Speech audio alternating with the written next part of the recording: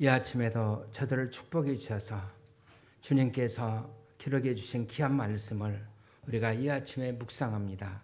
이 말씀이 우리의 삶 속에 은혜가 되고 축복이 되고 또 치유가 될 수 있도록 도와주시옵소서. 성령께서 이 말씀을 통해서 부족한 종을 붙잡아 주시고 꼭 필요한 말씀 그대로 증거될 수 있도록 도와주시옵소서. 예수님의 이름으로 기도하옵나이다. 아멘.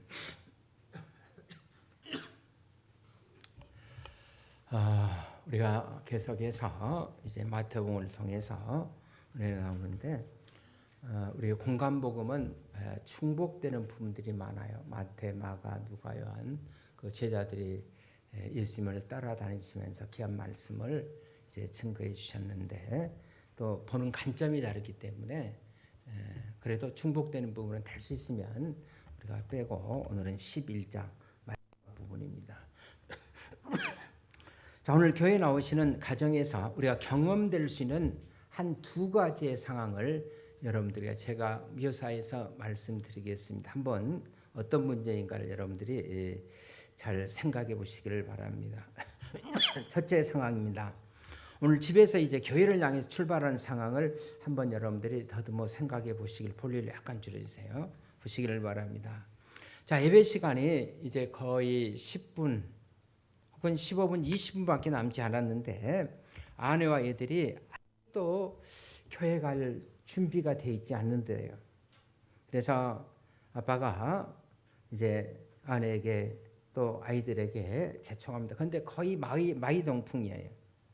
그래서 도대체 무엇들을 하고 있냐고 소리를 쳐서 가까스로 예배 시간 한 10분 남기고 이제 출발하려고 하니까 주머니를 밑에 내려가서 뒤져보니까 지금야 뭐 자동으로 되지만은 오래전이니까 주머니를 뒤져보니까 자동차 열쇠가 없어요.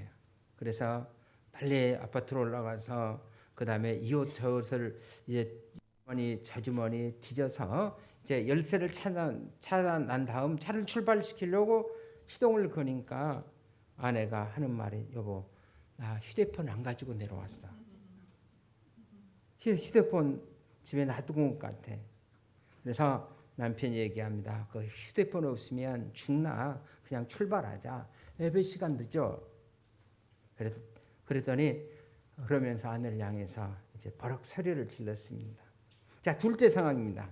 자, 그래서 이제 차를 운전하고 길에 나섰더니 인데도 불구하고 오늘따라 유난히 차가 많아요.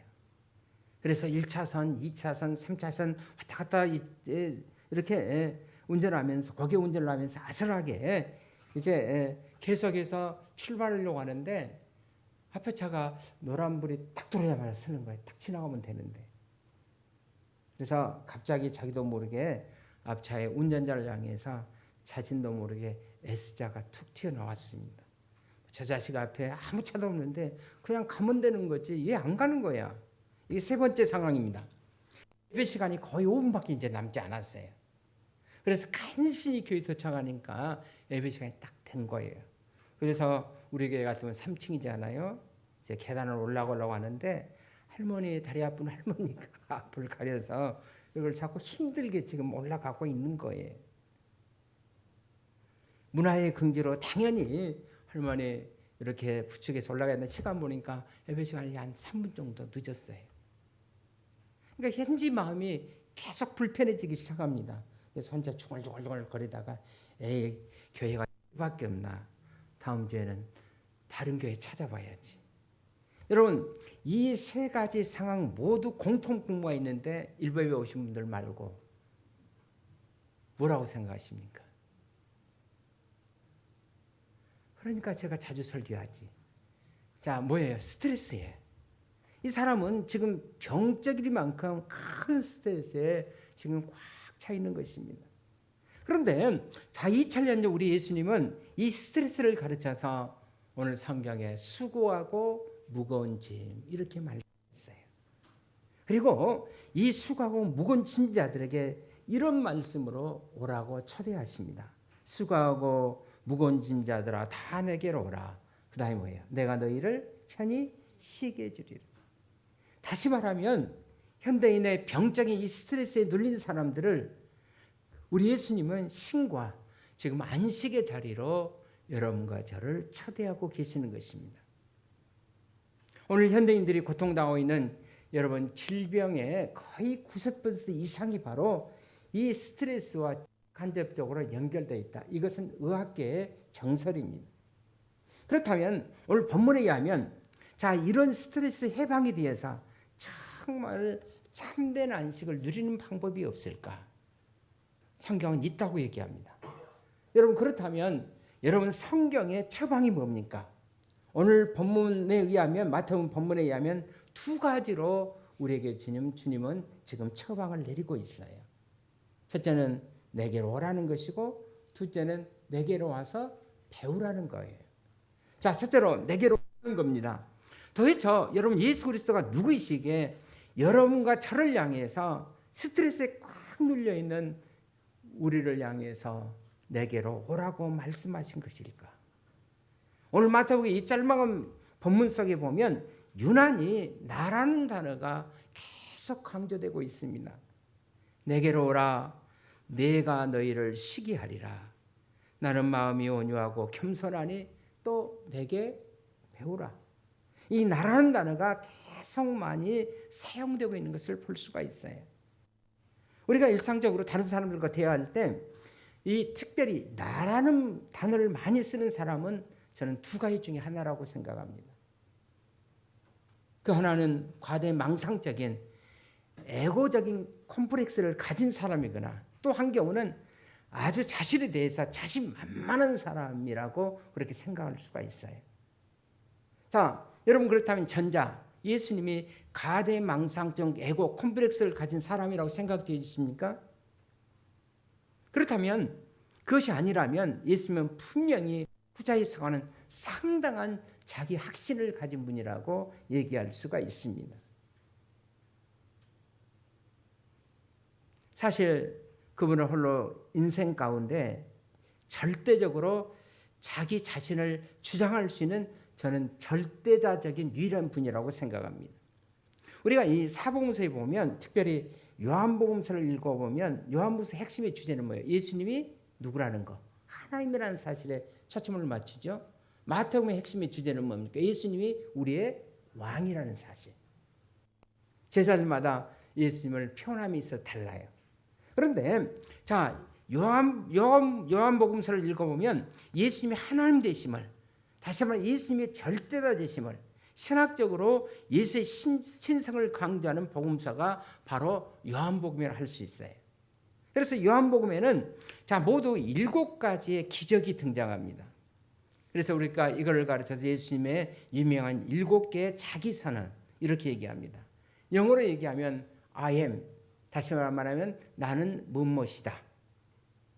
그 다음에 히브리에서는 에고 에임이라는 단어로 등장합니다. 에고 에임이. 다시 말하면 예수님은 나는 무엇이다. 나는 세상의 빛이다. 나는 세상의 참포도나무다. 나는 세상의 선한 목자다. 나는 길이요 진리요 생명이다. 또 예수님이 요한복음에 이런 말씀을 하십니다. 나는 아브라함이 있기 전부터 있었느니라. 여러분 아브라함은 언제뿐이죠? 구약의 믿음의 조상 아브라함. 근데 예수님은 언제 오셨어요? 신약 시대였잖아요. 근데 예수님 말씀하기를 나는 아브라함이 있기 전부터 있었느니라.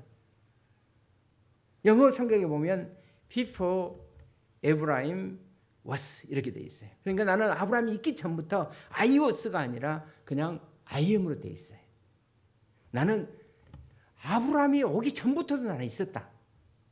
다시 말하면 나는 영원한, 영어로 표현하면 I am이다.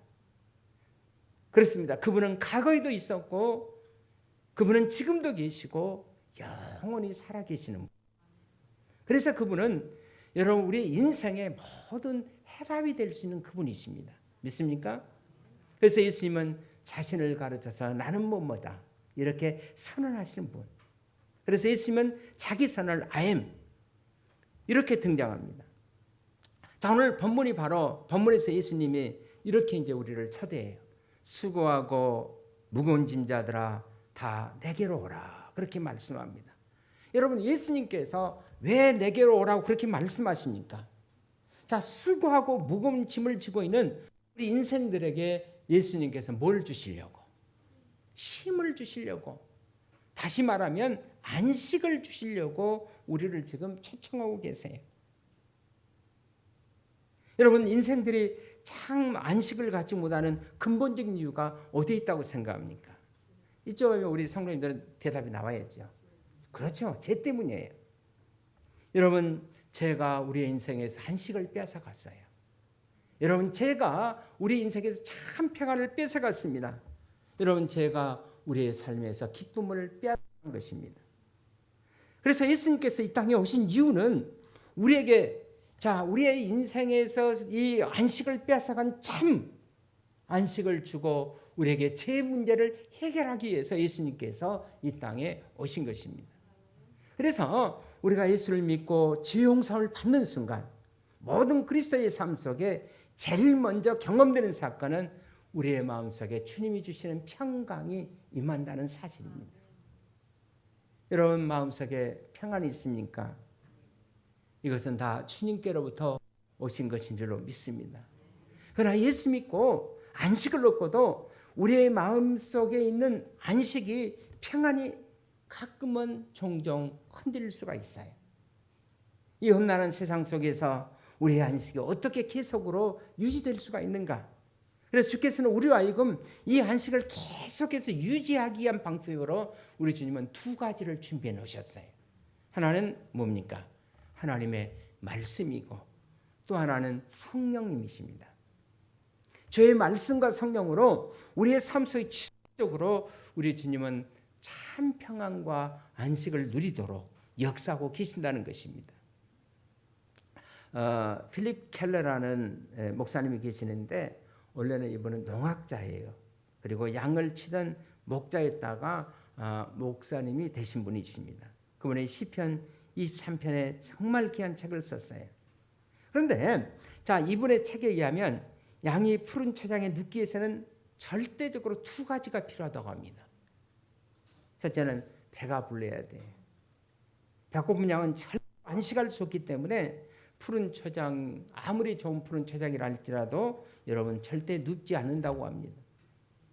둘째는 양이 여러분 푸른 초장에 누우려면 안정감을 느껴야 된다고 합니다. 그래서 필립 켈러 목사님은 심지어 앞에서 팔이나 해충들이 왔다 갔다 날기만 해도 양은 결코 푸른 초장에 눕지 못한다고 합니다. 안전하고 느낄 때만 비로소 양은 초장에 눕는다고 합니다. 여러분, 우리 사람과 마찬가지 아니에요? 어떤 분은 배고프면 잠이 안 온대요. 그래서 일어나서 라면 다시 드시고, 그러면 또 이장이 튼튼한 분이에요. 그래서 저는 배고프면 그냥 잡니다. 왜냐하면 먹고 자면 또 속이 아침에 일어나면 굉장히 거북해져요. 그래서 안 먹는 것이 훨씬 편해요. 그래서 물 한 잔 때우고 잡니다만은, 또 여러분 잘려갈 때 모기가 막 앞에서 왱왱왱 거리는데 자야 되겠다, 그런 마음 없을 거예요. 그러니까 양이나 사람이나 여러분 마찬가지 아니지 않습니까? 자, 우리 주님은 우리 그리스도인들의 삶이 배고프지 않게 선한 목자 예수님께서는 우리에게 이제 말씀과 성령을 주셨어요. 그래서 예수님은 세상을 떠나기 직전에 자신의 삶을 결단하시면서 하나님 앞에 이런 기도를 드리셨습니다. 요한복음 10장 8절에 보면 예수님께 말씀하기를, 나는 아버지께서 내게 주신 말씀들을 저에게 주셨사오니, 아버지께서 내게 주신 말씀들을 저에게 주었사오니, 이렇게 계속해서 기도합니다. 또한 그런 세상을 떠나기 직전에 제자들에게 내가 아버지께로 가지만은 다른 보혜사, 질적으로 똑같은 보혜사, 자, 우리 주님처럼 이 땅에 계셨던 것처럼, 계셔서 우리를 보호했던 것처럼 우리를 질적으로 똑같이 보호해 주실 분을 너에게 내가 보내주겠다. 그분이 뭐예요? 보혜사. 영어로 우리가 컴포트라고 그러죠. 보혜사. 보혜사가 누구입니까? 성령님. 우리를 보호해 주시고 우리를 지켜주시는 분. 이제 보혜사 성령님을 보내주겠다고 말씀했습니다. 그리고 요한복음 14장 17절에서부터 18절 이렇게 약속합니다. 저는 성령은 너희와 함께 거하시며 너희 속에 계시겠습니다. 내가 너희를 그와 같이 버려두지 아니하고 내가 너희에게로 오리라. 다시 오신다. 내가 너희를 이렇게 하지 않도록 함께하고 구체적인 하나님의 임재를 경험할 수 있도록 내가 너희에게 성령을 보내주시겠다. 그렇다면 사랑하는 여러분, 정말 우리가 푸른 초장에 눕기 위해서 여러분 두 가지 만족이 있어야 돼요. 첫째는 말씀으로 항상 배가 불러야 합니다. 그러니까 여러분 그 기도원 같은 데 보면 분강사들이 강하게 크게 막 작게 이렇게 하잖아요. 그리고 통성기도하고 여러분 가면은 우리가 참 은혜가 돼요. 그렇죠? 그러나 여러분 계속 거기만 매달리면 우리가 자칫하면 신비주의가 돼요. 신앙생활 제대로 할 수 없어요. 여러분 우리가 음식 예식할 때 맛있잖아요. 맨날 가서 예식 먹으면 건강 유지가 되지 않습니다. 집에서 좀 맛이 없는 김치도 드시고 또 야채도 좀 드시고 이렇게 고루고루 해야 우리 건강이 유지될 수가 있어요. 맛있다고 그것만 가서 먹게 되면 우리가 비만 될 수도 있고 결국은 캔서 암이 될 수도 있어요. 우리는 가장 중요한 건 말씀으로 배불러야 돼요. 우리가 기도할 때도 항상 뭘 중심을 잡고 오늘 우리에게 주신 말씀부에 잡고 기도해야 돼요. 우리가 찬양할 때도 말씀이 근거 마치 붕 떴다가 마치 풍선에 바람 쭉 빠지면 쭈그러지는 것처럼. 그래서 우리가 기도할 때도 말씀 중심. 여러분 찬양할 때도 말씀을 부여잡고 가슴에 부여잡고 우리가 찬양하시고 그렇게 하셔야 되는 겁니다. 그래서 제가 늘 말씀드려요. 우리 교회는 나눔과 그다음에 우리 나눔의 기도가 있잖아요. 나눔을 통해서 어떻게 우리가 그 말씀을 삶에 적용할 것인가. 그래서 우리 목장 나눔지에 보면 잘 기록이 돼 있어요. 그리고 여러분들이 뭐 설교는요. 다 내가 이미 한 주간 이미 보면서 설교 들을 수 있도록 다 요약이 났어요. 그래서 좀 일찍 오셔서 한번 읽어보시고 오늘은 이런 말씀이구나. 다 성경 말씀이잖아요. 중요한 것은 내게 그 말씀이 와 닿아야 돼. 그때 기적이 일어나는 거예요. 아무리 전류가 올려도 음극과 양극의 전구가 올려도 나 때문에 절대 불이 오지 않습니다. 어떻게 돼요? 그것이 플러스 돼요. 뽑아야 불이 오는 것처럼.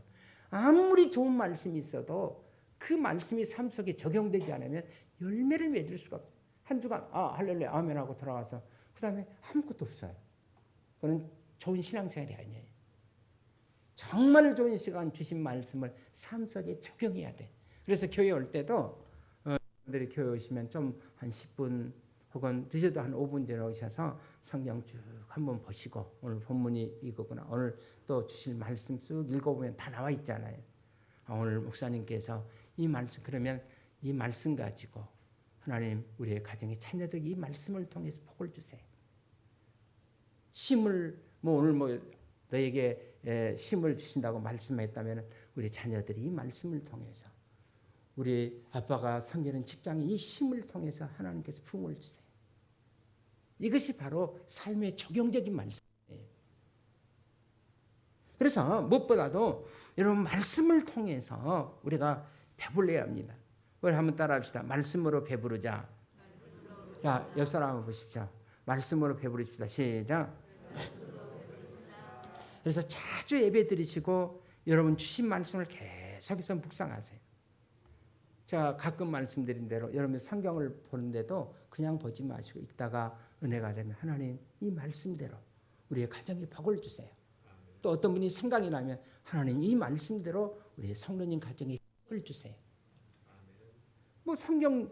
여러분 성경 이 자체는 귀한 거 아니에요.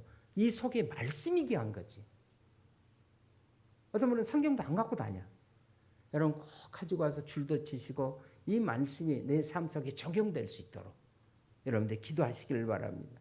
그래서 말씀을 가까이 하시고 우리의 기본은 말씀이에요. 주님께 주신 말씀 가지고 이제 거기에 맞는 찬송을 찾아서 부르십시오. 그 말씀을 붙잡고 여러분들 기도하십시오. 그때 기적이 일어나는 거예요.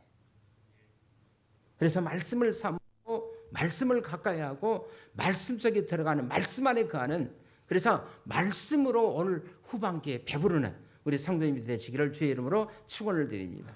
두 번째 또 하나는 말씀과 뭐라고 그랬어요? 성령님을 사모하시기를 바랍니다. 여러분, 우리가 마음의 문을 열고 성령님을 사모하면 성령께서 우리의 마음속에 오셔요. 내가 성령을 체험하고 내가 성령의 이 하나님의 임재를 경험할 때 우리는 성령의 임재 안에서 안식을 누릴 수 있고, 우리는 이 안식을 누리는 순간 우리는 푸른 초장에 여러분 누울 수가 있다는 것입니다. 그러므로 여러분과 저는 올 한 해 동안, 특별히 올 후반기 동안은 성령 충만함으로 후반기를 마무리할 수 있기를 바랍니다. 우리도 시편 기자처럼 그가 나를 푸른 초장에 누이시며 나를 쉴만한 물가로 인도하시는도다, 이렇게 고백될 수 있기를 주의 이름으로 축원을 드립니다. 그러기 위해서는 항상 한 손에는 말씀, 한 손에는 성령님의 간절히 내게 역사하심을 사모하면서, 그래서 이때 주님께서 내게 오라는 말씀을 드릴 때 우리의 삶 속에 기적이 일어난 줄로 믿습니다. 자, 첫 번째는 내게 오라는 말씀이고, 두 번째는 내게 와서 뭐라는 거예요? 배우라는 말씀이에요. 내게 배우라. 그러면 너희가 뭘 한다세요? 그러면 우리가 뭘 배울까요? 저는 무엇보다도 이 시대를 사는 우리가 예수님에게서 첫째로 배워야 할 것은 저는 쉬는 것, 안식이라고 생각합니다. 그렇습니다. 우리가 예수님 앞에서 참 안식을 얻을 수가 있어야 돼요. 여러분, 성경에 보십시오. 얼마나 예수님은 바쁘셨는지 몰라요. 그러나 결코 그는 여유를 잊어버리고 화둥지둥되는 분은 아니었어요. 봉사에 보시면 그 어려운 상황 속에서도 묵묵하게 자기의 길을 걸어가셨던 분. 심지어는 여러분, 예수님은 파도가 나는 풍랑 속에서도, 배 안에서도 어떻게 계셨죠? 주무셨던 분. 성경에 보면 정말 하루를 바쁘게 보내십니다. 밤늦게까지 말씀 전하시고, 또 보면 새벽에 일찍 일어나서 산에 오르사 그랬어요.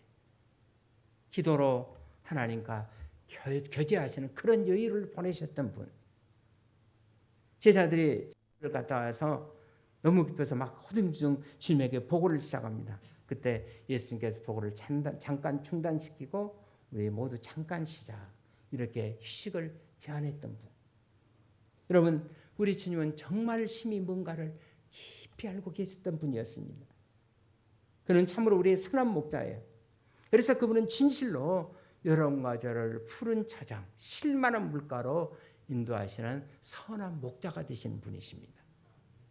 자, 예, 하필이면 푸른 초장, 쉴만한 물가로 우리를 인도하시길 원하시는, 그 유대인 랍비 헤롤드 쿠스네라는 분이 쓴 책에 보면 아버지와 아들과의 이제 재미있는 대화가 기록이 되어 있어요. 어느 날, 자, 아들이 아빠에게 묻습니다. 아빠, 왜 하늘이 파란색이에요? 아빠가 대답합니다. 본래부터 파란색이니까 파란색이지. 아들이 또 이상하게 생각하면서 묻습니다. 아빠, 그러면 왜 잔디는 초록색이에요? 내가 그걸 어떻게 아니? 본래부터 잔디가 초록색이니까 초록색이지. 아들이 다시 묻습니다. 아빠, 내가 질문하는 거 싫어? 아니야. 질문 안 하면 어떻게 배울 수 있겠니? 그렇게 얘기했다고 합니다. 여러분 같으면 어떻게 대답하겠어요? 자, 이 상황에서 여러분들 어떻게 생각하십니까? 아들아, 내 생각에는 파란색과 초록색은 인간을 가장 편안하게 하고 쉬게 하는 색깔인데, 하나님께서 우주를 창조하실 때 우리가 늘 바라보는 하늘과 날마다 내려다보는 잔디를 휴식을 주는 색깔로 장식하셔서 우리의 마음과 눈과 마음에 쉼을 누리며 살도록 하나님 그렇게 해주신 거예요. 여러분, 우리가 병원에 가면 병원의 색깔이 뭡니까? 병원의 벽의 색깔이 다 하얀색이에요. 우리 그 옛날에 이번에 제 방에 이제 그 하얀 타일을 이렇게 붙였는데, 그래. 하여튼 제가 우리 딸 중에 누구라고는 얘기 안 하겠습니다만은 아빠 화장실 오는 것 같아. 화장실의 색깔이 뭐죠? 대부분 청결을 의미해서 하얀 색깔이에요. 병원도 마찬가지입니다. 근데 요새는 미국이나 요새는 외국 병원이나 우리나라도 이제 그렇게 변화되고 있더라고요. 대부분 보면 하얀 색깔에서 이제는 초록색으로 많이 벽이 변화돼요. 하늘색이나 초록색으로. 왜냐하면 그 색깔이 환자들이 훨씬 더 편안함을 준대요. 옛날에는 청결을 의미하기 위해서 하얀 색깔로 사용했는데 지금은 이제 하늘색이나 초록색으로 이렇게 사용하는데, 왜냐하면 환자들 그 색 보면서 안정감을 느끼게 하고 회복에 도움이 되기 때문이라고 그럽니다.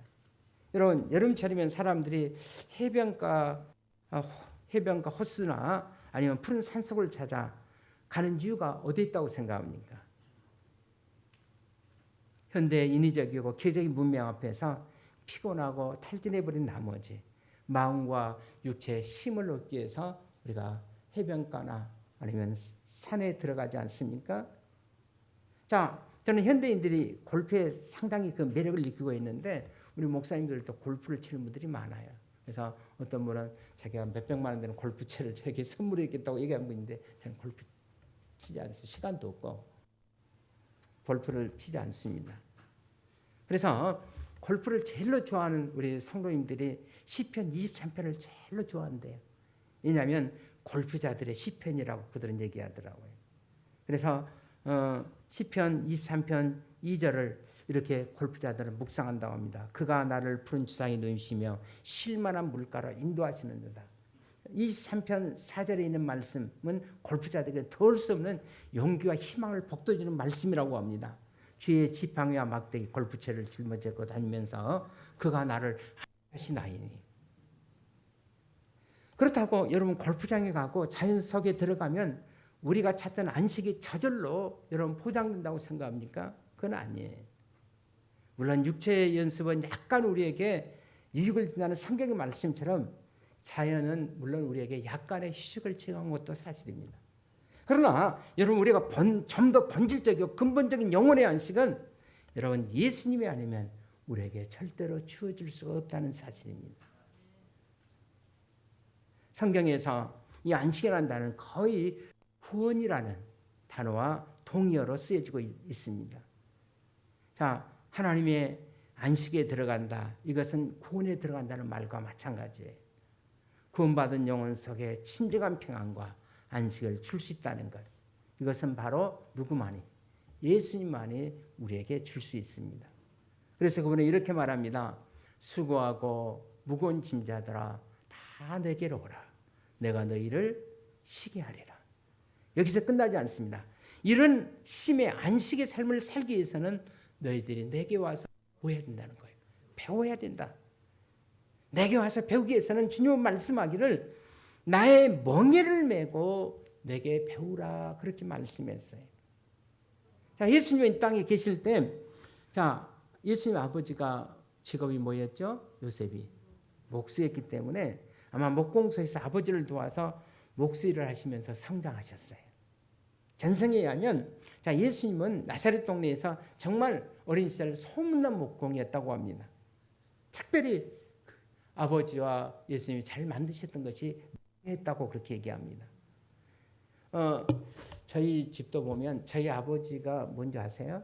직업이 목수였어요. 목수. 그래서 저도 목사가 된 겁니다. 그렇게 이해해 주시기 바랍니다. 자, 그런데 저희 아버지도 목수였기 때문에 시골에서 사실은 지게 같은 거, 그 다음에 쟁기 같은 거, 또 소들이 매는 오늘 성경에 나오는 멍에 그걸 잘 만드셨어요. 그래서 목수들이 많이 없기 때문에 정말 만들어서 동네 사람들 주고 지게 만들어주고 쟁기 만들어서 빌려주고 그러면 다 좋아해요. 그런데 여러분 시골에서는 그 농사를 지을 때 소의 멍에를 메고 그 다음에 소가 바깥을 지금 기계로 다 하잖아요. 옛날에는 소가 다 했어요. 근데 소가 힘을 쓰기 위해서는 이 멍에가 줘야 된다고 합니다. 멍에가 안 맞으면 소가 힘을 쓸 수가 없어요. 그러니까 나사렛 동네에서는 자, 아버지 요셉과 예수님은 제일로 좋은 멍에를 잘 만드는 그렇게 목수로 소문이 났다. 그렇게 전승에 기록이 되어 있어요. 그런데 오늘 본문에 보면 예수님께서는 어떻게 말씀해요? 나의 멍에 어떻게 쉽고 가벼움이라 그렇게 말씀했어요. 그러니까 목에 잘 맞는 좋은 멍에, 그 멍에 때문에 힘을 잘 받고 일을 잘할 수가 있었다는 거예요. 여러분 안식은 아무것도 안 하는 것이 안식이 아닙니다. 안식은 오히려 창조적인 에너지와 성령으로 충만한 상태가 참된 안식이라고 말할 수가 있습니다. 이런 안식의 상태는 바로 안식할 수 있는 삶의 인격을 가지는 사람들이 주어지는 하나님의 특별하신 선물입니다. 믿습니까? 다시 말하면 예수님께 나와서 그와 더불어 교제하면서 주님의 인격을 담고 예수님을 배감으로 얻어지는 인격적인 성숙의 결과가 바로 안식이라고 얘기할 수가 있어요. 예수님이 이렇게 말씀합니다. 나는 마음이 온유하고 겸손하니 내게 와서 뭐예요? 배우라. 자, 누가 시즌보다는 캐릭터인 줄 아십니까? 여러분, 겸손의 반대가 뭐예요? 교만한 사람이에요. 여러분, 고집스럽고 교만한 사람의 삶 속에서는 우리가 안식을 느낄 수가 없어요. 고집스럽고 교만한 사람. 여러분, 온유하지 못하고 겸손한 사람에게 절대로 그분들과의 삶에서는 안식을 느낄 수가 없어요. 그런데 예수님은 이렇게 얘기합니다. 나는 마음이 온유하고 겸손하니 내게 와서 배우라. 아멘 안 해도 나는 마음이 온유하고 겸손하니 너희들은 내게 와서 배우라는 거예요. 존경과 경의를 표합니다. 자, 양들이 시지 못한 원인 가운데 하나는 자, 양들이 그 경쟁심이 아주 강하다고 합니다. 이 목자였다가 목사가 된 필링 켈러의 그 관찰한 바에 의하면 양 한 마리가 싫어하면 다른 양들이 계속해서 공격한다 그래요. 저도 이 책을 읽어봤더니 가장 심술 맞은 동물이, 나는 양이 온순한 동물인 줄 알았더니 심술 맞은 동물이 양이래요. 자, 여러분들이 이 더울 때 새벽에 특히 추울 때 또 있습니다만 더울 때 오면 제가 여러분들에게 오기 위해서 일부에 뵐 때는 7시 우리 반이면 6시 한 50분 때 내가 에어컨 다 틀어요. 겨울 같은 데는 1시간 전에 와서 다 제가 마이크 점검하고 다 제가 틀어놓습니다. 왜냐하면 시원하도록 하기 위해서. 그런데 이 무더운 여름에 양들은 절대로 떨어지는 법이 없대요. 내가 떨어지면 저놈이 시원할까 봐서 계속 붙어 있대요. 또 겨울에는 떨어져 있으면 저놈이 시원할까 봐, 따뜻할까 봐서 계속해서 또 떨어져 있는데. 그리고 늙은 암양이 쳐들어가서 젊은 양들을 계속해서 들어받기도 하고 이런 모습들을 계속 관찰했다고 합니다. 여러분, 양의 이런 세계는 오늘 사는 우리 현대인들의 삶과 저는 별 차이가 없다고 생각합니다. 남이 잘 쉬는 것, 남이 잘 사는 것, 남이 축복받는 것, 남이 은혜 받는 것, 남이 출세하고 그런 걸 절대로 보지 못해. 계속 불안한 마음을 가서 심어주는 거예요. 누가 어떻고 시기하고 헐뜯고 질투하고 사람들 하세하고 무시하고 불안을 일으키고 이런 경쟁 문화야말로 현대인들의 스트레스의 가장 여러분 중요한 원인이 아니겠어요? 이런 사람들은 자기도 안식 못하면서 다른 사람도 안식을 못하도록 계속 방해하는 거예요. 제가 어렸을 때 시골에 자랐는데 시골에서는 동네에 어떤 분이 집을 새로 짓게 되면 그때는 뭐 시골 분들은 많이 예수를 안 믿었기 때문에 막걸리 사가지고 오고 뭐 과자 봉다리 사가지고 와서 잘했다고 막 칭찬해주고 그렇게 격려해준. 요새는요 시골에서 몸만 지어도 고소 들어간대요. 제가 옛날에 시장터에서 한번 산 적이 있어요. 오래전 한 30년 전에. 근데 그 앞집에 있는 분이 집을 다시 이렇게 개축을 해요. 다시 짓는 건 아니지만은 그러니까 막 큰 트럭이 왔다 갔다 오는데 어느 날 동사무소 와서 공사 중지를 통보하고 갔어요. 딱지 붙이고. 뭐냐면 누가 신고했대. 근데 신고할 만한 사람입니다. 그래서 나중에 어떻게 해서 동사무소에서 알아봤더니 뒷집 사람이 신고한 거예요. 근데 제가 하니까 그분이 저를 붙들고 그러더라고요. 자기 아들 결혼식도 다 가고 자기 해갑 때도 다 가고 어떻게 이럴 수가 있냐. 30년 40년 친구처럼 지냈는데 어떻게 그럴 수가 있냐. 막 화를 내시더라고요. 그리고 어떻게 하고 공사 마쳤어요. 근데 한 3년 지나고 나니까 이제 뒷집이 공사하는데 앞에 막아버리더라고요. 우리 도로로 통행 못한다. 큰 차 못 들어가게 막아버렸어요. 그래서 동네 사람들이 그래도 그러면 안 된다고. 그래서 다시 타중했습니다. 이것이 바로 저는 오늘 현대인들의 각박한 삶이 아닌가 그렇게 생각합니다.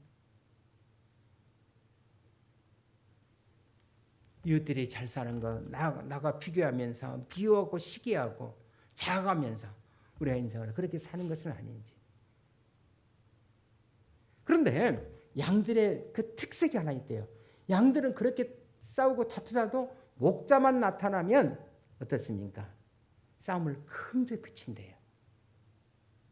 그래서 우리 모두는 이웃이 아닌 우리의 목자들을 바라보고 삶을 사는 삶이 돼야 돼. 그렇습니다.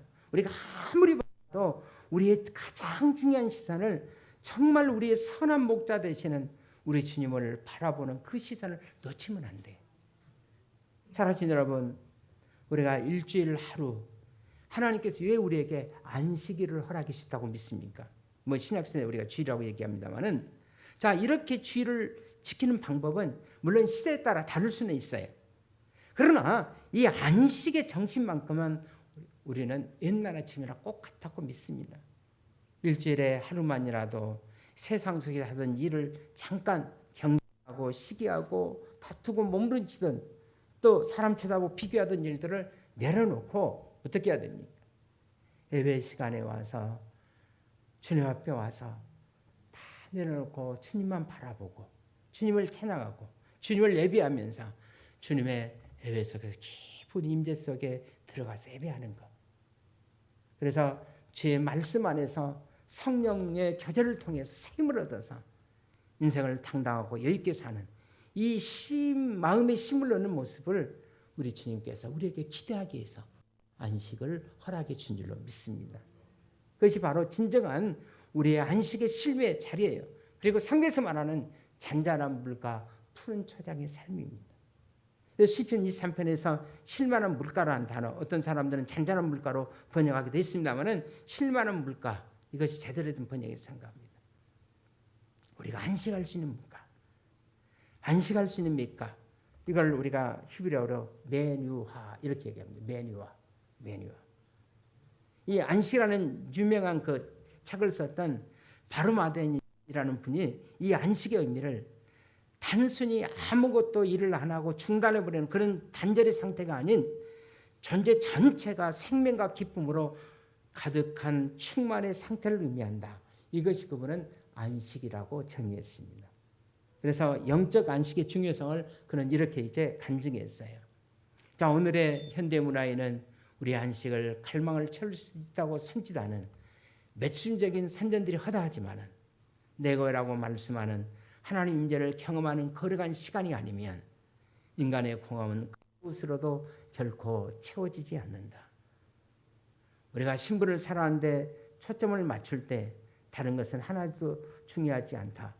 우리가 예배와 묵상을 통해 안식일의 여왕과 사랑에 빠지고 우주의 왕이신 그분을 사랑하는 더 깊은 사랑 속에 우리가 들어갈 때 우리의 안식은 그만큼 견고하고 충만하다고 바르마텐이 썼던 내용입니다. 그렇습니다. 참으로 옳습니다. 여러분 혹시 사랑에 빠져본 적이 있죠? 그때는 사랑하는 사람 외에는 아무것도 보이지 않습니다. 그리고 사랑은 우리에게 에너지를 줍니다. 살맛나게 합니다. 여러분 예배가 바로 그런 거예요. 예배 속에 하나님의 깊은 임재 속에 들어가서 그 임재 속에서 성령님을 경험하고 하나님 은혜를 경험하고 하나님 말씀을 듣고 영혼의 안식을 누리면서 내가 일어설 수 있는 그 자리, 거기에 바로 쉴만한 물과 푸른 초장이 펼쳐지는 줄로 믿습니다. 그렇습니다. 예배와 영적 성숙의 진정한 축복을 경험하며 사는 사람들에게 시편 기자의 고백은 하나님이 아름다운 시가 아니라 날마다 살아가는 우리의 구체적이고 실전적인 저는 삶의 체험이라고 믿습니다. 그가 나를 푸른 초장으로 인도하시고 메뉴와 나를 쉴만한 물가로 인도하시는도다. 아멘. 우리 기도하겠습니다. 이 시간 우리 같이 한번 연약한 성도들이 많기 때문에 우리 같이 한번 기도했으면 좋겠습니다. 여러분.